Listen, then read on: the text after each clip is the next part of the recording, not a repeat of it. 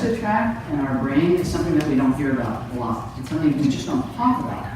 I'm going to discuss why that is a little bit historically, how we got to this place of cutting up the body into lots of little different pieces and not looking at the whole.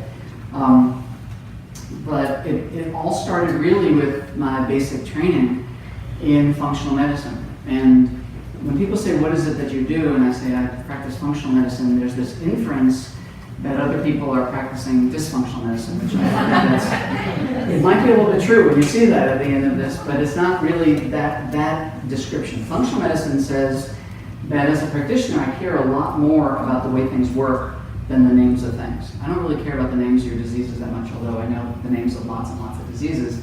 I care about what the mechanism is, because I can have 10 people in front of me that are all seeking some form of help for rheumatoid arthritis or hormonal imbalance, but you can have 10 different reasons why you might have that particular diagnosis. So the name or the label isn't nearly as important to me as who you are and what your body has to tell me. And I'm going to reveal some really interesting connections and show you a little bit about how my mind approaches some of these really unusual linkages in the body between how the brain is functioning and how the gut is functioning. But to get there, we have to understand where we've been. Because if you were to go and talk, I believe, to your primary care doc and said, please, give me a little bit of information about the linkage between the brain and the gut, you would probably get the deer in the headlights look.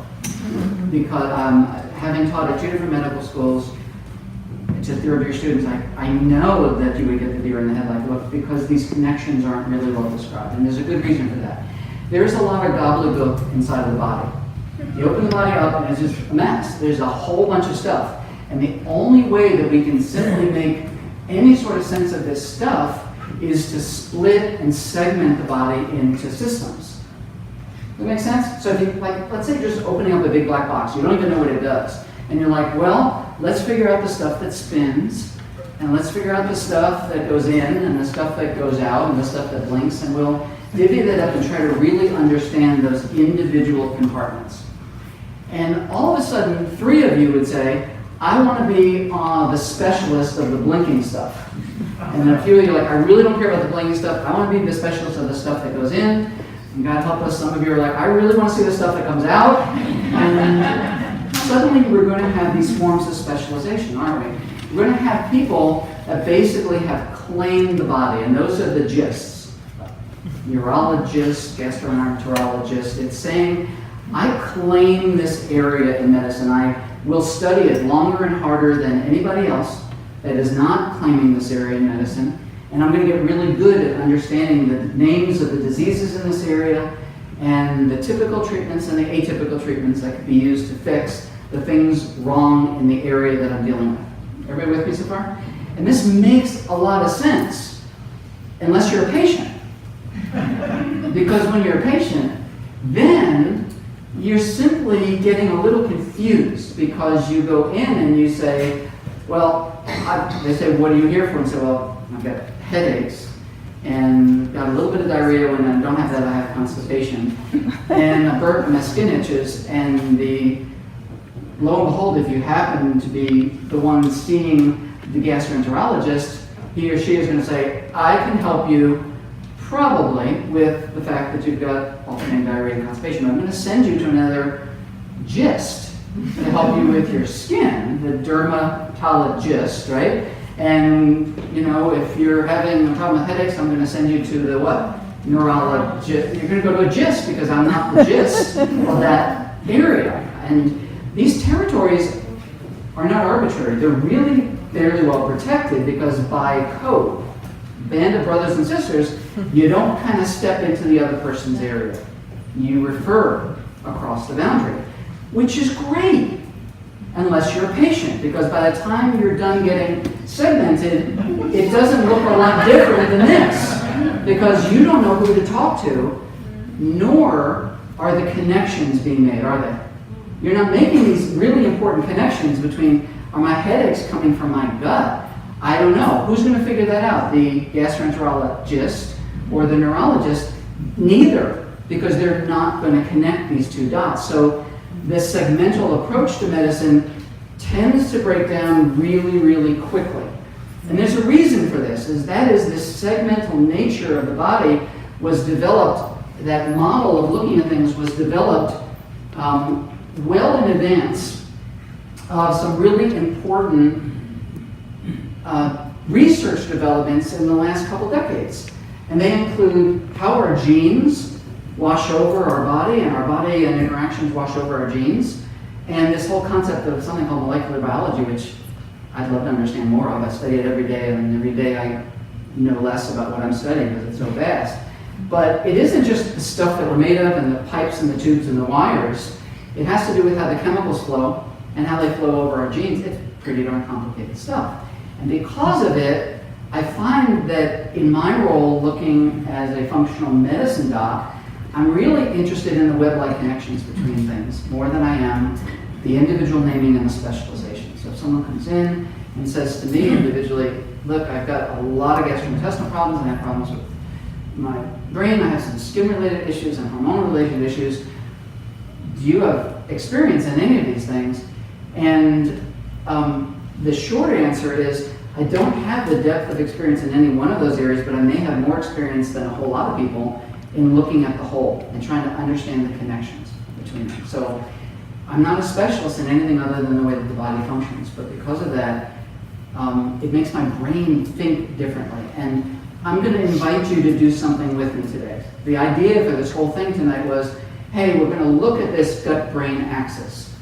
How does the gastrointestinal tract and the brain interact? Where do they talk well with one another, and where do they not play well with one another? And for us to get there, we've got to think a little differently together. So is everybody game for that? Yeah. To just put aside your thought processes, whatever you think you know, because you've been an owner of a brain and an owner of a gut for a long time now, think differently about those things. And I will consider our time well spent. I don't know about you. I will consider well spent if by the end of this, you're left really scratching your head thinking that you've been stretched a little bit in how you're understanding the interconnectivity of a couple of pretty darn important parts of your body.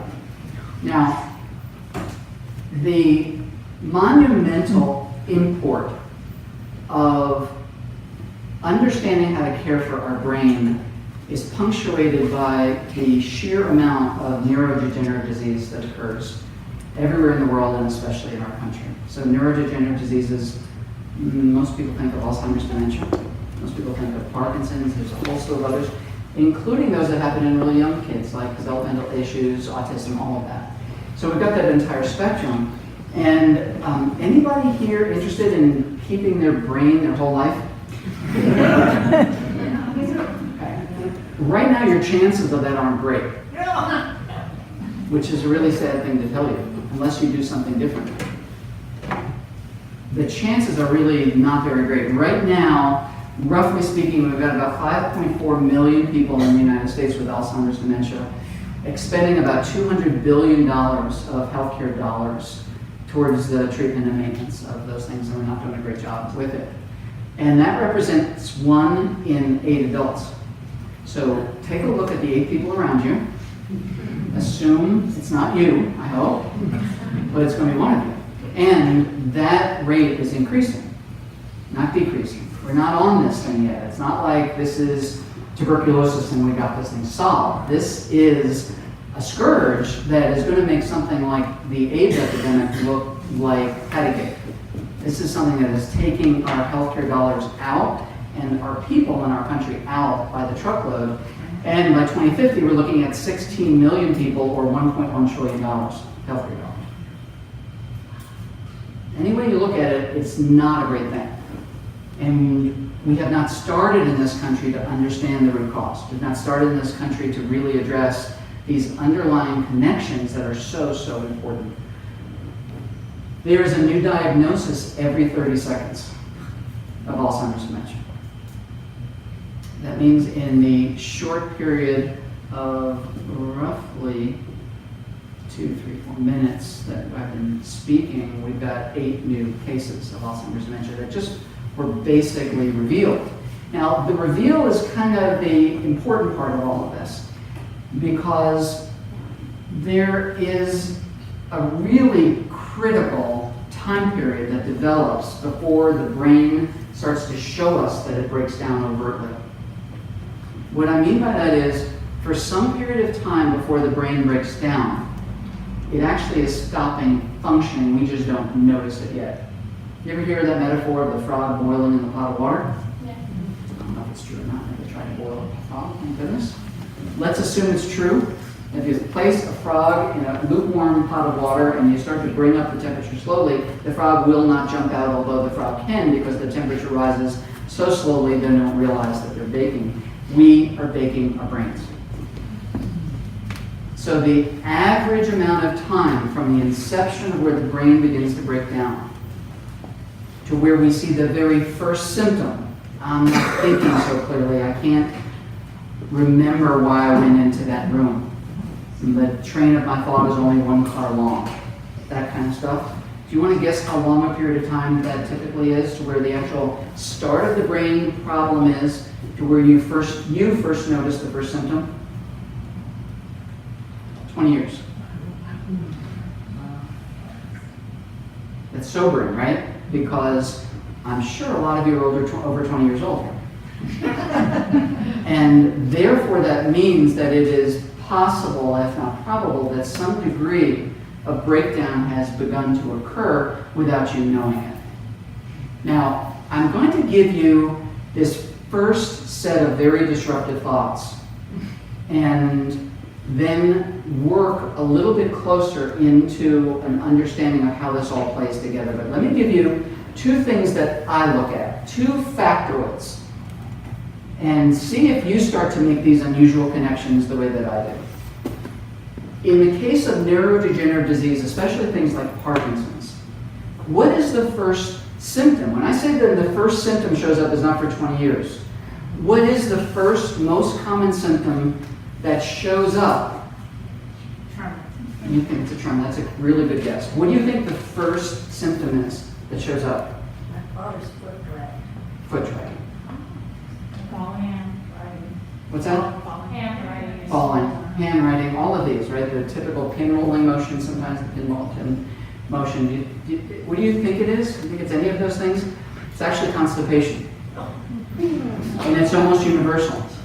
Which means when you do a good history on a patient that you can identify as having Parkinson's and you roll back their history, you can find a time period 10 to 20 years earlier where almost universally constipation has begun. Why is that? You're going to learn that tonight. There's a relationship between the brain and the gut, a huge relationship.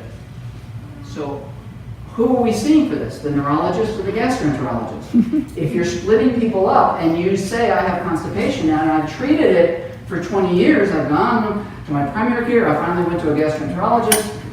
Did that gastroenterologist think about your brain? Yes or no? No. Probably not.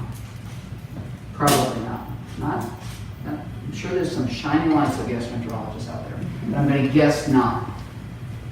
Here's another little factoid. When we take individuals who have Alzheimer's dementia, and you all know that there's like good bugs and bad bugs inside the gut. Hopefully we have a whole lot more good ones than bad ones, but we don't live in a clean world, thank goodness. There's a constant little battle going on, and we're supposed to take in a certain amount of dirt and a certain amount of bacteria, and it's supposed to be in there. But somebody really smart said, let's just sequester two groups of people. Let's assume all of you are the healthy group of people, and there's an identical group this size someplace else of everybody who has Alzheimer's dementia.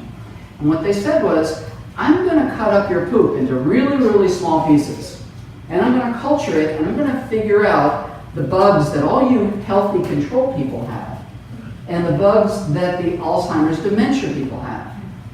And lo and behold, they started to see some really crazy stuff. This is, the dialister is just one flavor of a bug that can be in your gut. And this is the control group, that's all you. And you all have a ton of dialister in there. And the Alzheimer's group, except for 4 out of several hundred people, except for 4, they don't really have any.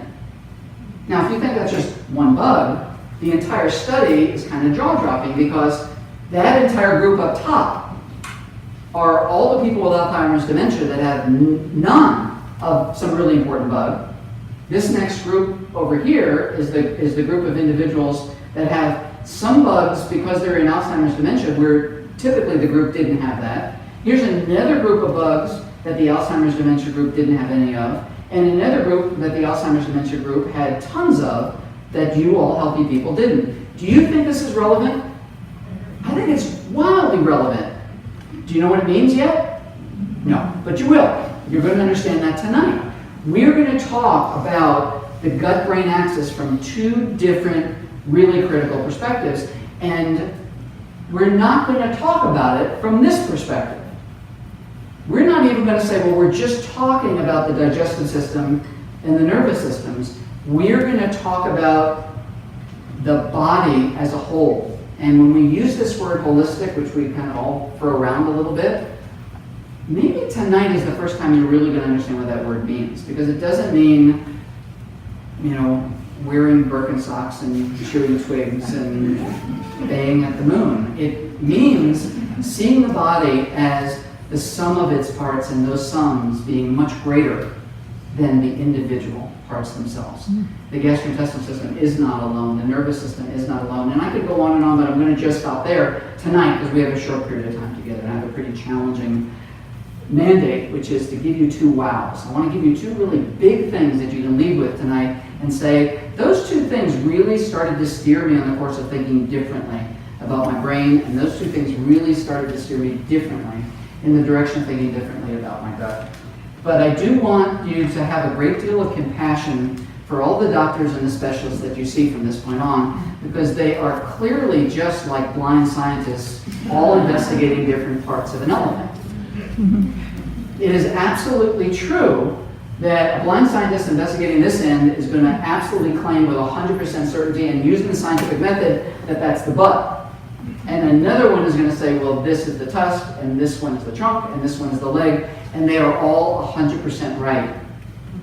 But they're right in a more limited way. So we're going to try to expand that concept tonight using the theory that we need to look at the web-like connections between the various parts of the body to understand the greatness of the whole, because the greatness of the whole is so much bigger than the individual parts.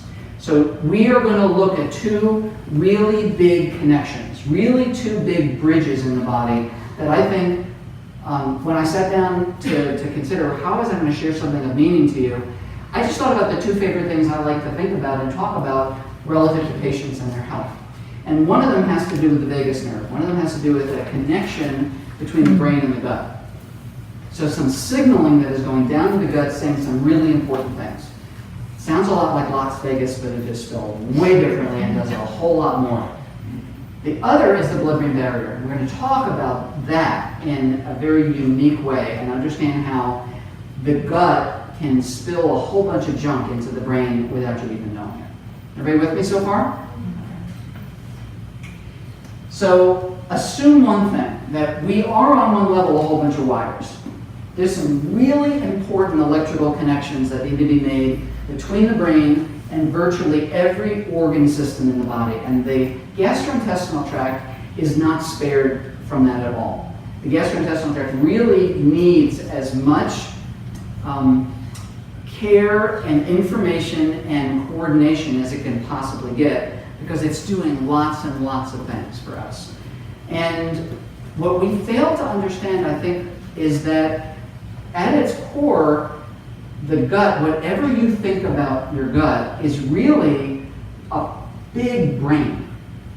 It's not just a tube that we put stuff in one side and a bunch of stuff pours out the other side and the mystery happens in the middle. It is literally innervated with incredible amounts of nerve endings. It's innervated with an intelligence that allows it to discern what is actually in there. Kind of amazing thing. And it also moves a whole lot of material through it, and it is also busy as a chemical factory, squirting and moving and releasing and creating this act that we all take for granted. Anybody eat before they came here? This is all that I'm going to talk about tonight is going on inside of you, and I don't think you're thinking about it. I think it's just happening on its own, which to me is a total miracle. There is this amazing nervous system. In fact, have you ever heard of Prozac? Okay, so it's pretty common drug, and one of the things that it helps with is to allow serotonin to stay pushed up against the receptors of the brain for a longer period of time. And those individuals who are having waning serotonin and noticing symptoms of depression feel, many of them, an upliftment from taking an SSRI like Prozac. Prozac works on a very certain type of neurotransmitter called serotonin, which you may have heard of serotonin before, but if you haven't, just assume it's one of the happy brain chemicals. Do you know where the greatest concentration and the greatest amount of serotonin is manufactured? Do you think it's the brain? It's the gut. Why the gut? If the gut is just a tube with one end and a hole in the other and stuff is moving through and gushy stuff happening in the middle, why does the gut need so much serotonin? More serotonin is produced in the gut than anywhere else in the body. It's because it's its own brain. Now that serotonin doesn't get shared with the serotonin up in your brain. You can't stimulate it in the gut, make it go up into the brain, that would be wonderful. But it does give us this point of pause and punctuation to say something big must be happening in the gut. Even though there is a full-fledged second brain, your second brain is your gut, it doesn't work without your first brain.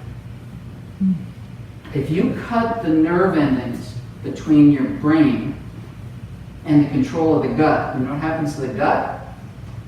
Not good things. It just kind of stops. You need the brain's primary signals. Even though there's a full-fledged computer down here, the real big signals are coming from up here. And that's through a primary nerve known as the vagus nerve. Now, when that vagus nerve sends a signal, it does some pretty cool things. Do you want to know what it does in the gut? One of the things that it does is it moves stuff through the gut. Anybody care to move stuff through the gut? You've all eaten. If you didn't move stuff through the gut, how long would it take you to start being a little uncomfortable if it was all sitting here? Or only moved it to here? Or only moved it over to here? Eventually you'd be pretty uncomfortable. And there's two different kinds of movements that are orchestrated by the vagus nerve through the gut. One of them is something that we know of as peristalsis, which is taking big blobs of food and you're kind of like the snake swallowing the mouse, you're getting it down the tube until it comes out. That's peristalsis. And that's a pretty important one. But there's a secondary one which is equally important, which is called the migrating motility complex. That's the sweeper little, what is the little robotic thing that we can put in our house these days? The Roomba. That is the Roomba of your body. Basically, after you've taken food in a big mass called a bolus, and you swallow it, and you throw it into the tube, and the tube is working it down, it's not like it's really clean behind all of that. You have a bunch of soup, you know, there's a bunch of alphabets floating around in different parts, still hanging on the wall of your colon, and a little bit of the chicken chunks, and a little bit of, there's a bunch of stuff that isn't still moving with the mass. And so, the migrating motility complex is this coordinated sense of waves in your gut that are cleaning out mucus, they're cleaning out the debris between the big amounts of food that are moving through there. And the vagus nerve and its quality is absolutely required to make both peristalsis and the migrating motility complex, the Roomba of your gut, work appropriately. Another role of the vagus nerve is to control sphincters. Sphincters are basically valves, muscular valves that close and open different parts in the gastrointestinal tract. And a really, really important sphincter happens to be between the tube where you connect food from your mouth to your gut, it's called the esophagus, and the big holding tank where the body's trying to figure out what you put in there, which is the stomach. Now, when you finally put food in your mouth and it gets down into your stomach and it's mixing with, what's in the stomach? Mixing with the acid that's in there, this is not a delicate activity. There's a lot of rolling activity. Your body is wanting to thoroughly mix all of the acid with the food that you just consumed. And in order for that to not muck things up, you have got to close the sphincter after you've eaten and put the food into the stomach. And when the vagus nerve doesn't work appropriately, do you know what happens? The sphincter stays open. And when the sphincter stays open, you know what happens every time after you eat? 30 minutes, an hour, sometimes 2 hours? All of that rolling, all of that activity, all of that acid goes where? And do you think your esophagus likes that feeling of having acid splash up into it? Anybody who's had gastroesophageal reflux would tell you that is like a horrible sensation. I've had it once in my life, and I hate hospitals, and I was begging to go to the hospital. And I didn't need that, I just took like a Tums, and it all went away. That was like 1 to 10. I can't imagine having it over and over and over and over every day. Vagus nerve, when you're starting to put this together, the nervous system controls a lot of what we normally consider some of the aberrant activities in the body. But you can have something occur which is completely different. Instead of the vagus nerve not affecting that sphincter appropriately, it can basically just not allow the stomach to do its churning, which maybe sounds like it'd be okay. Do you know what it feels like to have food go into your stomach and not be digested? It feels like a brick. You ever have too much to eat, like on Thanksgiving? I bet that's never happened to you. Can you imagine having that feeling every time you put even a morsel of food in your body that it just is not being digested? So gastroparesis is basically stuff lays in your stomach and it doesn't get digested. Food that doesn't get digested and it doesn't really receive the benefit of all the stomach acid, that doesn't get secreted either, starts to create all this nausea and all this bloating. And one of the things that is a hallmark of gastroparesis is you eat, and within 30 minutes later, you're starting to have a lot of burping, a lot of discomfort, and a lot of bloating that is occurring, which is sometimes related primarily to vagus nerve activity. Again, this connection back to the vagus nerve. Another thing that is controlled by the vagus nerve is the squirting of bile out of your gallbladder. Now, you're getting a big anatomy lesson today, so I got to take it deeper for this. Above here is your liver. That's a whole nother talk. Y'all enjoy tonight, come back for liver. We'll do liver another time. But one of the things that the liver does is it sifts through your blood for all the gunk, all the stuff that shouldn't be in your blood. And the body is a great reduce, reuse, recycler. It says, well, now that we've concentrated all that stuff that's been in the blood that doesn't belong in the body, I think we can use it. It's called bile. And the body says, I'm going to store some of that bile in a little sac, a little muscular sac with a little valve on it. And every time my little human puts a little bit of fat into my gastrointestinal tract, I'm going to contract the gallbladder, release through that sphincter, and squirt some bile all over that fat. And bile is the Dawn dishwashing detergent of the body. It just emulsifies the fat. It just breaks it up into tiny little particles, and you can digest fat well. When you don't have a properly functioning vagus nerve, guess what happens? The body does not have a sizable contraction of the gallbladder. It doesn't have a release of the tiny little sphincter that lets the bile come out, and you first start getting a boggy gallbladder, and you get sludgy bile that's in there. It's not moving. You start not being able to digest fats very well. And then, sure enough, eventually it consolidates into tiny little stones, and the doctor says, congratulations, you're about to have your gallbladder taken out. What am I going to say next? Vagus nerve. Vagus nerve. The vagus nerve controls this part of your gastrointestinal tract.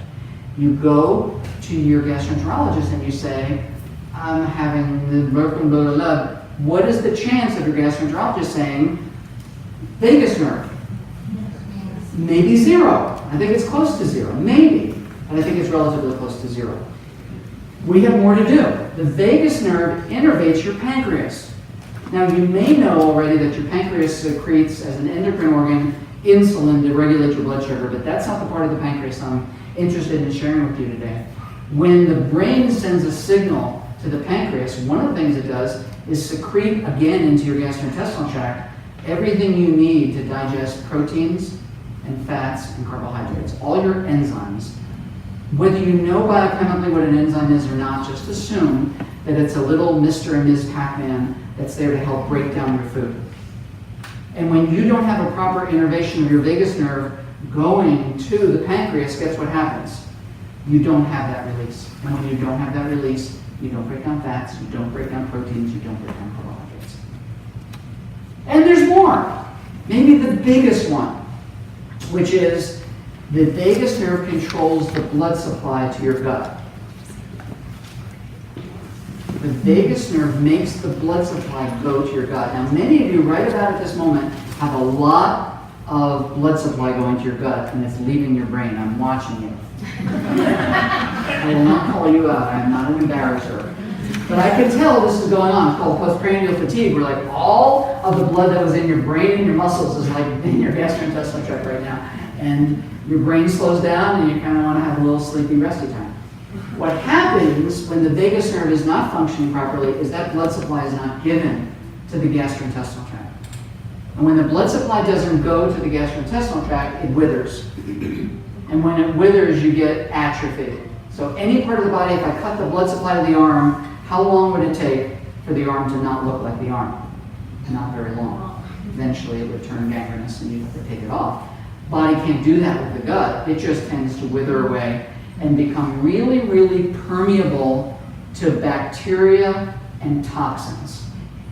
Now, if you don't think that you consume bacteria and toxins in the course of a day, you don't really ever look at your food under a microscope. But I will promise you, there's not a morsel of food you have ever put in your mouth that didn't have some degree of toxins and some degree of bacteria. Even the natural toxins that are encased in food, like phytic acid, which is natural in nature, is a toxin to the gut that isn't supposed to be absorbed across the gastrointestinal lining. Let alone what Frito-Lay and General Foods and Nabisco have all cooked up for us in those boxes. I cannot read those labels anymore. Can you? Because by the time you're done with disodium monophosphoglyceride, you're like, well, I don't even know. It's a chemistry experiment, and I don't want to eat it.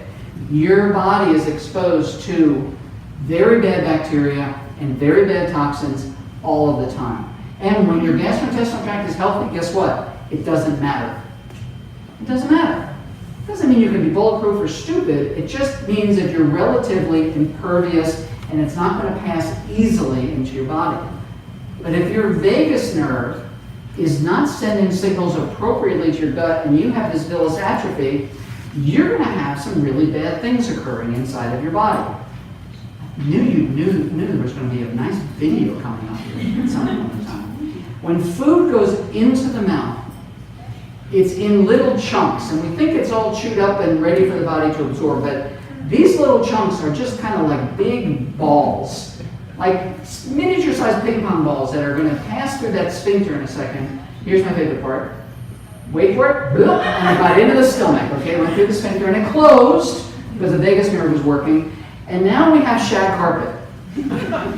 Inside of your gastrointestinal tract is shag carpet. It is basically lined with lots and lots of microscopic villi, these outcroppings.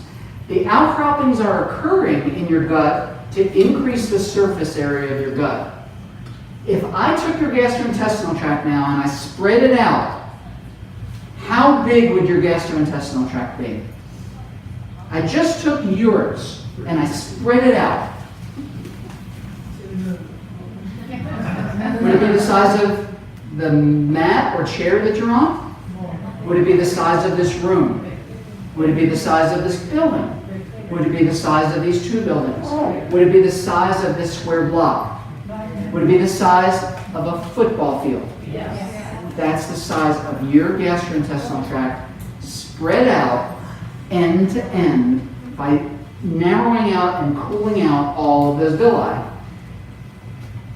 So the role of the gastrointestinal tract, and I'll advance this just a little bit, the role of the gastrointestinal tract is to, you want to see this part again, don't you?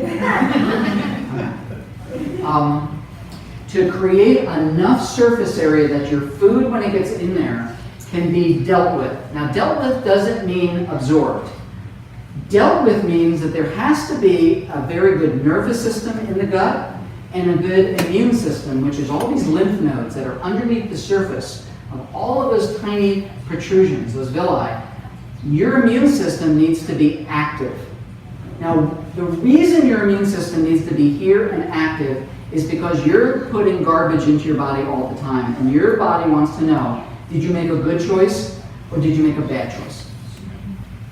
It needs to sift out. It's like the big parent looking after you before it brings whatever you put into your gastrointestinal tract into your bloodstream. And beneath the surface of all of these villi, here are the little particles of food. Here are all these protrusions, these villi. You've got your immune system. And your immune system does some crazy things relative to the foods that you're consuming. It's down there as a sentinel, as a patrolling activity, saying, let me look at some of these particles and let them flow through, and I'm going to have them touch some of these white blood cells, and they're going to figure out that that's a carrot or a Cheeto. If it's a carrot, it's going to say, yep, I really want to absorb you. And if it's a Cheeto, it's going to say, I have no idea what you are. I have to probably let you stay where you are. Did you see the weirdness of this? There's also these protrusions that come up through and between the cells, and they also are tasting and testing like a periscope all of the different components that are inside the gastrointestinal tract. Once they know what's in there, they say to the rest of your body, get ready. There's carrots coming, there's celery coming, there's a little bit of chicken coming. I'm going to educate you about everything that was inside of the gut before it comes into the gut. And all of that is really great, as long as your gut lining has really good integrity. Now, when you start to lose the integrity of your gut lining, when you start to have any sort of material that begins to disrupt the barrier itself, when it begins to break down the villi that are present here, it allows something kind of horrible to occur. When the gunk of your chemical or the gunk of the bacteria pass across cells that are not healthy because they're not receiving good vagal tone, all of this stuff pours into your bloodstream without first being analyzed. It's leaky, it's permeable, and all of this permeability overwhelms the immune system. It says, holy Moses, I'm not just figuring out what it is, I'm actually dealing with it because it's all pouring into me all at one time. And these cells just absolutely go into mayhem. They start to pull out all of the inflammatory agents that they can. They start to release all sorts of crazy stuff, including histamines, including interleukins that, when they finally get out to the skin, make rashes to occur. They make your heart palpitate. They make your brain not function appropriately. This all happens when the gastrointestinal tract is overwhelmed because of leakiness that's occurring inside the gut, until it reaches this critical point to where so much pours into the gut itself that the immune system becomes absolutely overwhelmed, and the cells kind of explode, and they allow all of their internal ingredients to go to the outside, and your bloodstream is then completely toxic, and you feel horrible. All from the vagus nerve not keeping your gastrointestinal lining happy and in good integrity. Bear with me? How important is that nerve connection? Gastroesophageal reflux disease, gastroparesis, gallbladder issues, pancreatic issues, and leaky gut. Now you've nailed more than 70% of what goes into a gastroenterologist's office. It's the majority of it. How would you know sitting here if you have any of this going on? Well, you might have difficulty digesting foods. Now, it could be, I've always had difficulty digesting. When I ask patients, do you have any difficulty digesting food? They say, yeah, I've always had difficulty digesting food. It's just the way I am. Does that make any sense to you? That we were all kind of built in a certain miraculous way, and just some of us aren't built the way everybody else is built? It doesn't work that way. There's always a mechanism. There's always a reason why this is existing. Constipation or inconsistent bowel movements. You know now that when the vagus nerve doesn't send its signals to the bowel, it doesn't work appropriately. Now, what did I say was the number one symptom occurring sometimes 20 years before the onsets of Parkinson's? It's through the vagus nerve. Parkinson's starts to disrupt the dopamine receptors that influence the vagus nerve. You don't have to know all that fancy stuff. You just have to know that when your brain rots, it causes the rest of your body not to function appropriately. And sometimes the earliest signal that you have is just that the other parts of your body aren't working appropriately. You could have increased bloating or gas. You can wind up having abdominal distension after you eat. And now you're seeing why. You have this gastroparesis that may be occurring. You could have difficulty digesting protein-rich foods or having problems with starches or problems with fats. All of this has to do with whether you're dealing with the pancreas, you're dealing with the gallbladder, you're dealing with the stomach. In some way, those systems are not receiving the signals that they're supposed to from a neurologic point of view. And if you have difficulty digesting, swallowing supplements or large bites of food, if you tend to gag easily, or if you tend to not have very much of a gag reflex, both of those things, those are often signs that there's problems with the neurology, that your brain is not having its normal function. The most classic exam that you see doctors do is to take the tongue depressor and they put it in front of somebody and they say, ah. What is that all about? You think they just teach it and say, okay, now just here's the secret. This doesn't do anything, but it makes everybody else think that you're a doctor. What are they doing when they're doing that? Any ideas?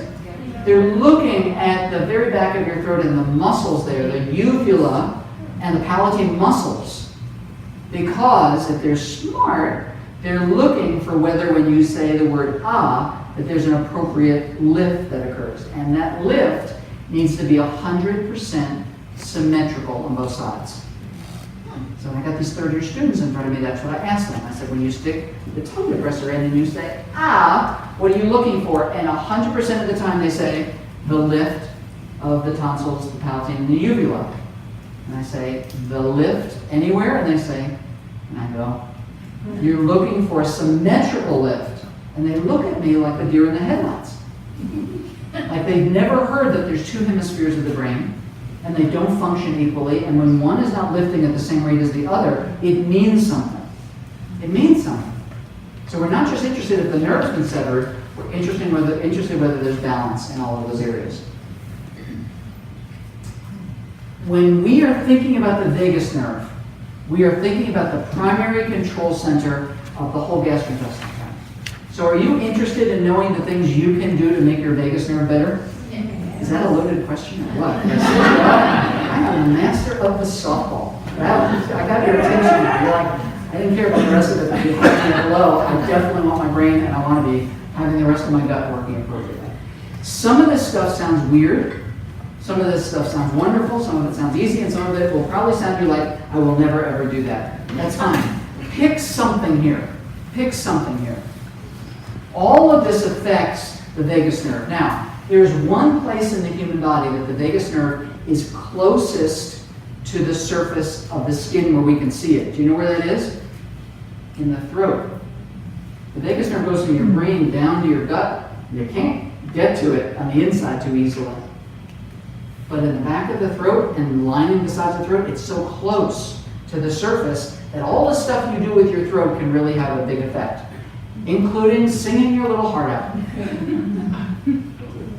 Every bit of singing, every bit of chanting, every bit of vocalizing that you do, my vagus nerve feels great. I've just been with you for a short period of time. It feels great. The more that you sing, the more that you vocalize, the more that you vibrate this part of your body, the more you're influencing the vagus nerve. Gargling. How crazy does that sound? It sounds like a Listerine commercial, doesn't it? Gargling. Now, I am not talking about your and you're smiling and you're looking at yourself in the mirror. I'm talking about the head back, full throat full, gargle so hard you bring a tear to your eye. Now you laugh. I'm not kidding. When you can gargle so hard that you lacrimate, that you have a little tear, you have triggered the vagus nerve because it's the vagus nerve that makes lacrimation occur. And you don't have to do it to the point where your eyes water, but I'm talking about really hard gargling for about 30 seconds to a minute. Hard gargling. Gagging. I lost more than half of you on this one. And if you take your toothbrush when you're brushing, and at the end you brush your tongue, which I hope you do, and then you go back a little bit further, and that thing that none of us likes happens, that is like the best thing you could do for your vagus nerve. If you hurl, it's not my fault. You just say, thank you. Your vagus nerve is still happy. You won't do it. And I'm not talking about being really, really aggressive, but that's a really powerful way of stimulating the vagus nerve. Yogis in here, fish pose. Opens up the throat, stretches the vagus nerve dramatically. And we're going to have a very famous yogi here. We're going to all learn lion's face right now, which is great. I'm going to let my wife Martia come up. And you're going to have really lost on you. Me teach you. I'm not going to be able to teach you this. Okay. Yeah, you're really good at it. This is our daughter, Vivian. You want to do it? You don't know. All right. Okay. All right, so everyone take a nice long deep breath. Now, I can't be concerned about what you look like, right? It's what we feel, right? And no one's looking at you anyway. We're going to cross the eyes, and we're going to open the mouth as wide as we can, really access the jaw, and then stick the tongue out as far as you possibly can. We're going to do it 3 times, okay? So every time we have to take a deep inhalation, right? Because we're on the exhale, we're sticking the tongue out. Try to even touch the bottom of your chin. You do this, okay? You ready? You ready? Okay, all right. Deep inhale.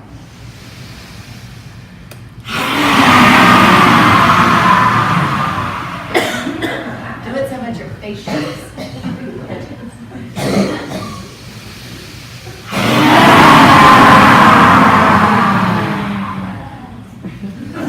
Last one, use your hands, just because it's fun.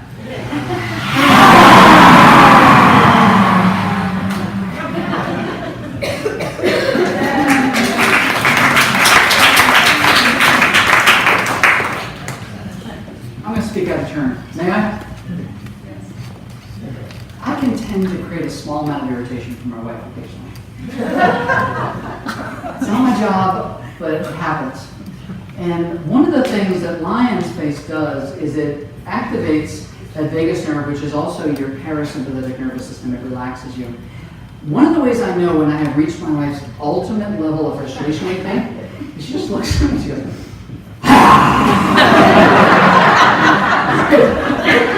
hit the button, and I have to do something different at this point.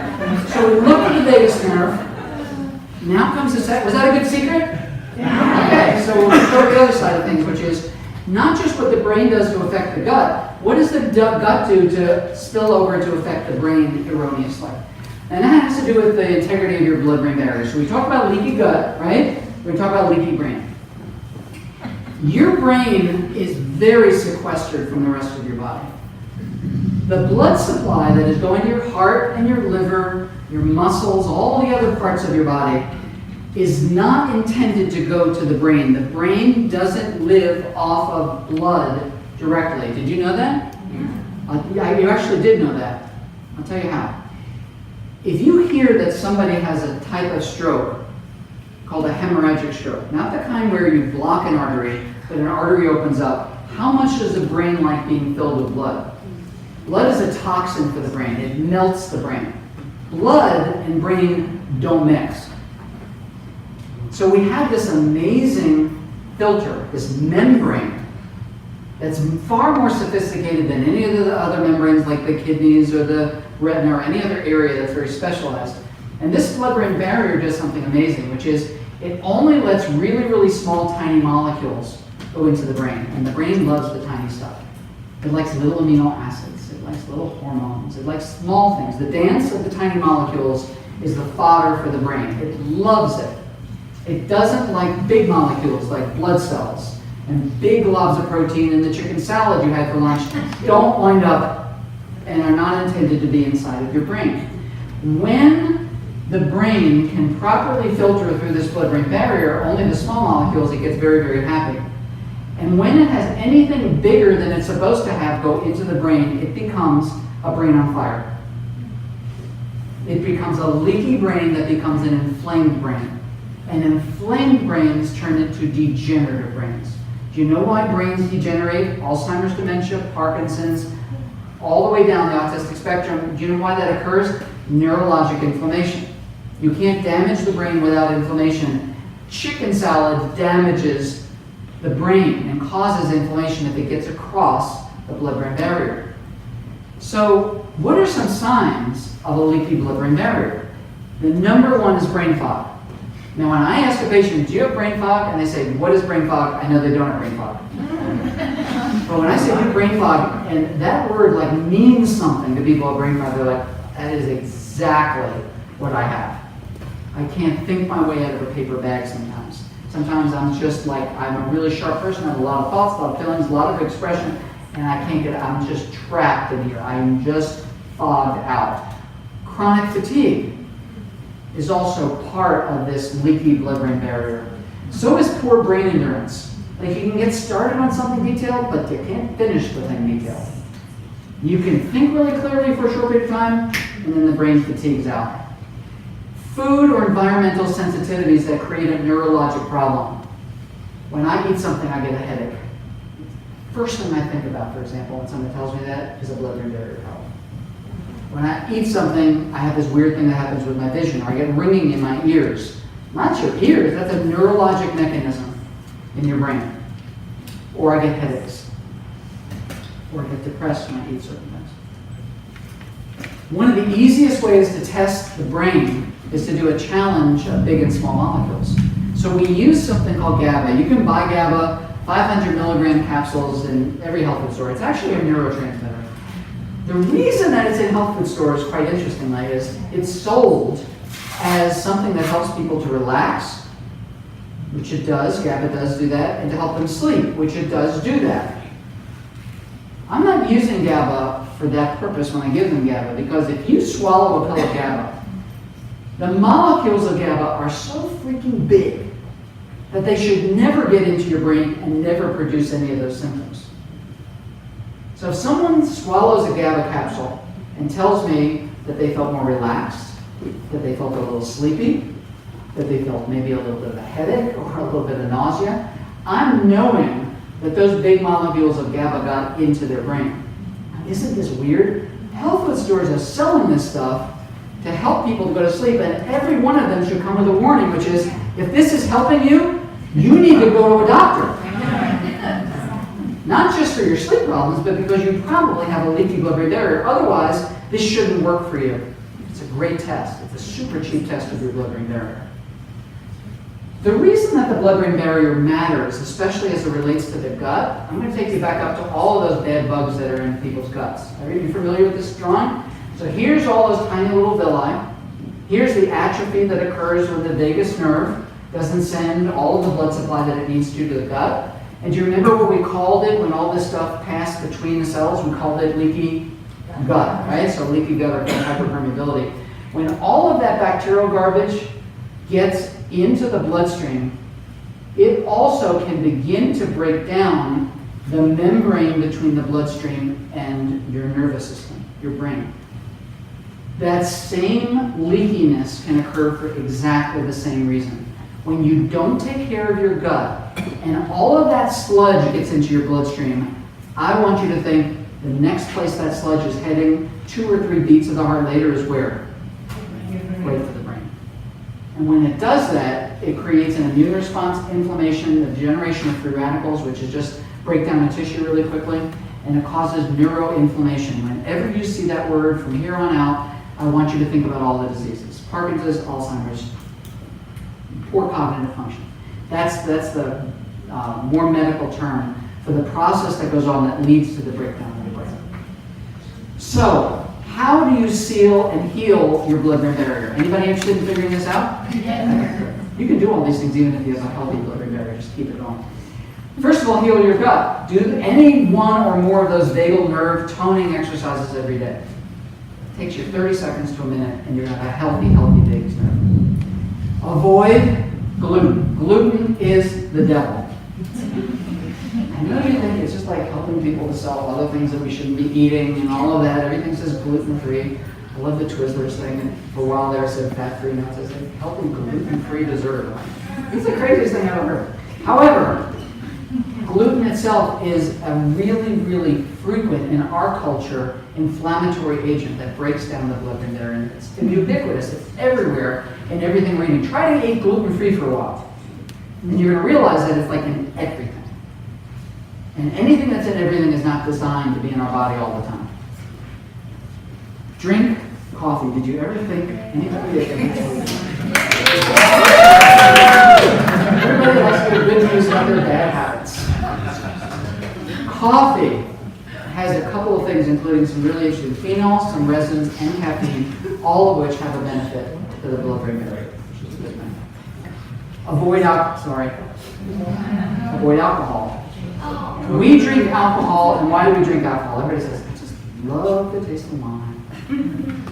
Do we really love, like if I gave you like grape juice that tasted exactly like wine, and you would just let it sit back? I'm not going to be. We like what it does for us. Like the fact that it relaxes us for the day. It causes some release of social anxiety. It lubricates conversation. It's got some interesting properties, right, as a drug. How is that working? It is going right across your blood-brain barrier. And on its way, it kind of makes some pretty nasty holes. So if you want to preserve your blood-brain barrier, don't drink a lot of it. If you have a blood-brain barrier problem, don't drink any of it until your blood-brain barrier is healed, and then don't drink a lot of it. But do consume a lot of sulforaphanes. Sulforaphanes are what are in the brassica vegetables. They're in Brussels sprouts. They're in broccoli, especially broccoli sprouts. These are very powerful chemicals that have a healing property for the blood-brain barrier. Consume those elements that have resveratrol. You're going to love me again in a second. Including red grapes and chocolate. Cacao, really high percentage cacao has resveratrol in it, which is a very healing agent for the brain. And please get sleep. I have a problem with this. Love my life, love my wife, love my kids, love the party, and don't want to stop it. Right? So stopping it is a hard thing for me. And then it makes the party occur way too late, right, into the evening, and then the next day is always going to come. So we have to take care of our brains, and one of the ways we take care of our brains is by giving ourselves and sequestering sleep. Just as important as eating, just as important as exercise. Get enough sleep and get some omega-3s going, whether you're going to do that in fish, whether you're going to, especially salmon, whether you're going to do it in lamb, which has the same omega-3 signature as fish if you don't like salmon, or walnuts, or flax seeds, or a bazillion other sources. Get some omega-3s into your diet. And if you got a place in your house that's funky, you got a funky basement, a funky bathroom, a funky anything, get the funk out. Just get rid of it. Figure out how to seal your basement, figure out how to, get all the mold out of your bathroom. You don't want to expose yourself regularly to mold because it causes a deficiency of the integrity of the blood-brain barrier itself.